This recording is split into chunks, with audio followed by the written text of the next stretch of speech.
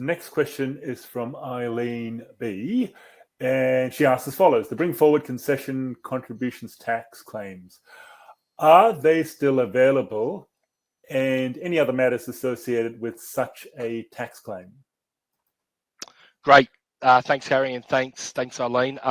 Look, I think this is a really important area, and I'm really glad that someone's asked a question on this. Again, I covered this in a prior month's webinar on the year-end issues. Again, more than happy to go over this today as well. Look, to do this justice, do this question justice, I first just want to have a look at the contribution types and the contribution rules. Why I say that is I think that the bring forward concessional contribution rules are something that a lot of us can make use of, and we may not be aware of them. Let's just quickly start with concessional contributions. So these are the contributions that we're making to super essentially with pre-tax money. So in the employer contributions, our super guarantee contributions, our salary sacrifice contributions, or contributions that we make to super personally where we claim a tax deduction. So these are the contributions, concessional contributions, that go in and get included in the fund's assessable income. And then that income's taxed 15%. So these are the contributions which are subject to contributions tax on contribution. Now remember, if we're under age 67, there's no work tests, which is required to be met. If we're between 67 and age 74, so we are not yet 75, we do need to meet that 40-hour over 30-day work test, or we need to be eligible for the work test exemption. That work test exemption is simply just your first year of retirement where you met the work test last year, a once-off sort of thing. Have a look at the website for the work test exemption.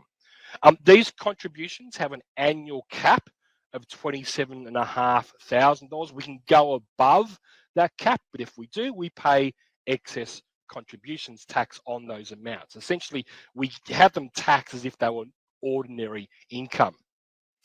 But there are these rules which we've been asked about by Eileen, which is around the unused concessional contribution caps. So what this sets out, that if we have a unused amount from a prior year, that amount rolls over, it accumulates, and we can contribute these amounts in a later year. So what do I mean by that? Any unused amount of our concessional contributions cap each year is carried forward over a rolling 5-year period. Any amount of our unused cap rolls over to the following year and on a rolling 5-year basis. And it happens automatically. We don't need to do anything for that. We don't lodge forms. We don't do anything like that. It happens automatically, and the ATO keeps a record of it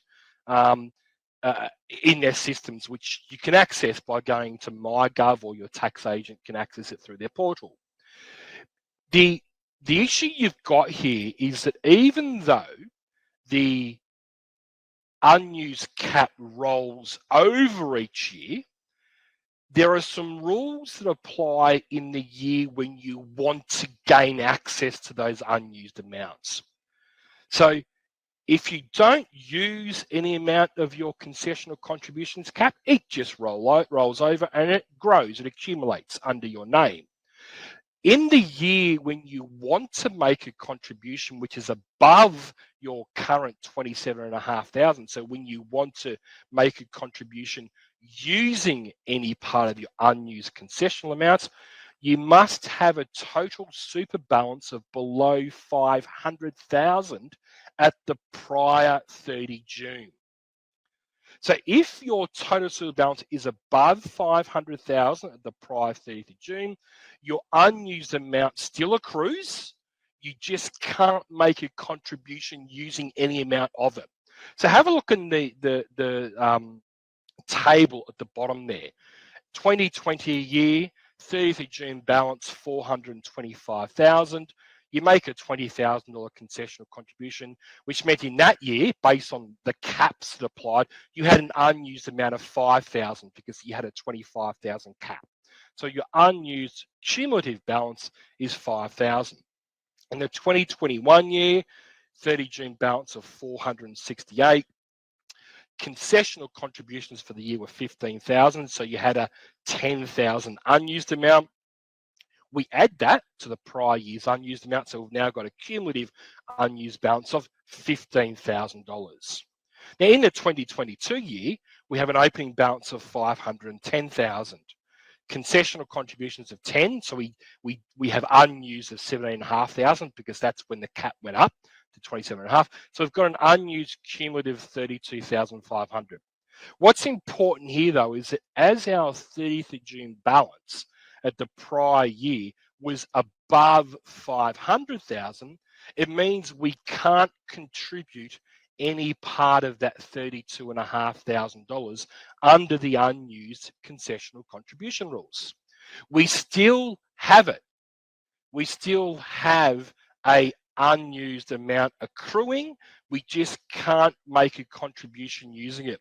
I want to stress that point because what would happen, for instance, in the next year if our assets fell in value, some shares decreased or property value decreased, and it took us back below 500,000? We could then use the unused amounts. Look, I hope that makes sense. I just want to sort of explain the rules that yes, they're still available, and yes, you can use the rolling 5-year period to make a contribution above the cap, so long as your total super balance is below that $500,000 at the prior 30th of June. If not, you need to wait for it to fall below before you can make that contribution. And of course, you still need to be eligible based on the age and work test to make those contributions. Again, there's a couple of articles here that are worth looking at. One is from about a year and a half ago around how this whole super contributions for unused works. And also have a look at how MyGov, the article around how MyGov can help you track your super, because it then shows you where you can get the information around unused contributions. I hope that helps.